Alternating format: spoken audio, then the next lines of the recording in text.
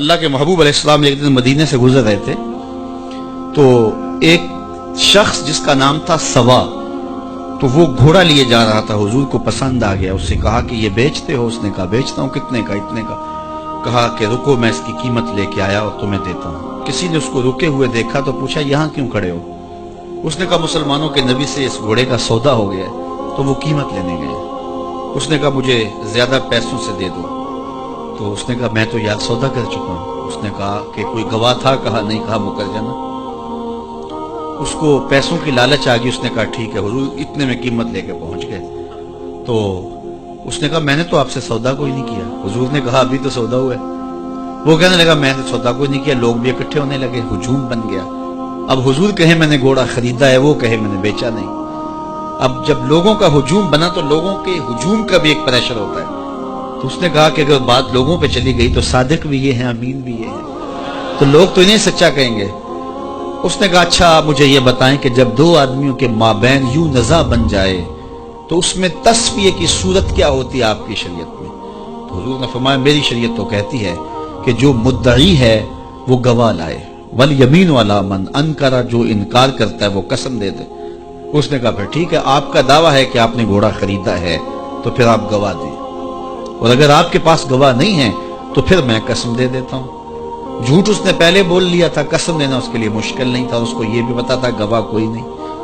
تو اس نے کہا جناب آپ گواہ پیش کر دیں تو میں گھوڑا دے دیتا ہوں جس قیمت پہ آپ بتا رہے ہیں، اور اگر آپ کے پاس گواہ نہیں ہے تو پھر میں قسم دے دیتا ہوں۔ اب بھری بزم تھی، لوگوں کا ہجوم تھا، اور اس نے ایک ایسی بات کی۔ قبل اس سے کہ کچھ دیر گزرتی حضرت حذیفہ بن یمان الانصاری رضی اللہ تعالیٰ عنہ آگے بڑھے اور کہا کہ گواہی مانگتا ہے؟ اس نے کہا جی میں گواہی مانگتا ہوں۔ تو کہا میں گواہی دیتا ہوں، جتنے میں حضور نے بتایا اتنے میں سودا ہوا ہے اور حضور نے گھوڑا خریدا ہے۔ اس نے کہا جی ٹھیک ہے میرا مطالبہ پورا ہو گیا، گواہی چاہیے تھی، درکار تھی، گواہی مل گئی۔ تو اس نے گھوڑا دے دیا اور قیمت اس نے لے لی۔ قیمت اس نے اپنی مرضی کی گھوڑے کے مطابق ہی لی تھی، وہ تو زیادہ پیسوں کے لالچ میں مکرا تھا۔ تو خیر اس کو راستہ نکلنے کا مل گیا، لوگ ہٹنے لگے تو حضور نے حضرت حذیفہ رضی اللہ تعالیٰ عنہ کو اشارے سے قریب کیا اور کہا کہ تم نے گواہی دی، تم تو موقع پہ موجود ہی نہیں تھے، تو تم نے گواہی کیسے دی؟ تو حضرت حذیفہ رضی اللہ تعالیٰ عنہ نے کہا حضور گھوڑا کیا ہے، آپ کے کہنے پہ تو ہم نے رب کی گواہی دے دی، ہم نے رب کو دیکھا تھا، آپ نے کہا نہ ہے تو ہم نے مان لیا، تو یہ گھوڑا کیا ہوتا ہے؟ تو حضور نے حضرت حذیفہ کا ہاتھ پکڑ کے فضا میں بلند کیا اور لوگوں کو کہا جانے والوں رک جاؤ۔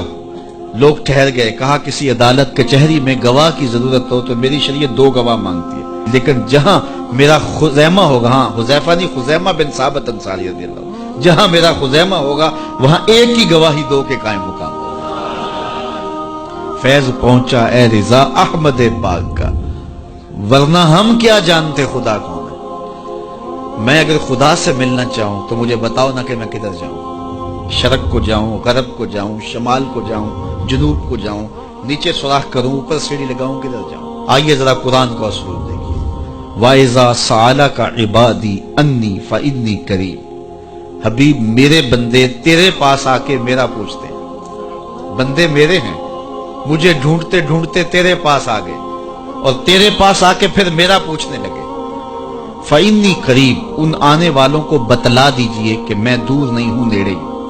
فاتاقیبیہ کے بعد علماء تفسیر نے لکھا کہ کل مقدر ہے، یہاں کل ماننا پڑے گا۔ فَإِنِّي قَرِيبٌ اے فَقُلْ إِنِّي قَرِيبٌ، ان کو کہہ دیجئے کہ وہ دور نہیں، آگے ہو تو مل جائے گا۔ یہ ہے ترجمہ کل کے مقدر ماننے سے۔